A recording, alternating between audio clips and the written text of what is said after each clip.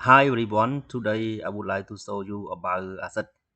There are two main category of asset, non-current asset and current asset.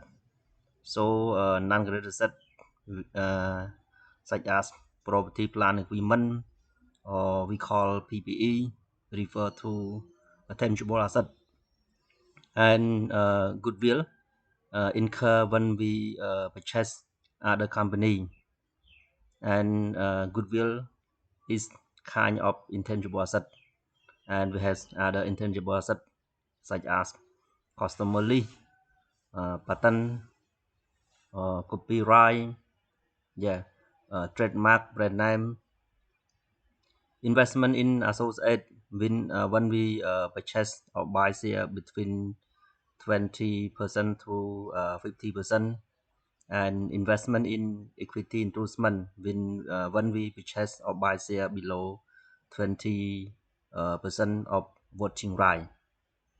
Yeah.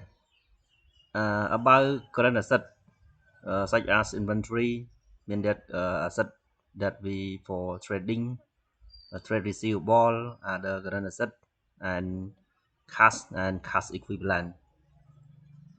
Cash equivalent mean that such as security that has uh, lie um, 3 months or below 3 months.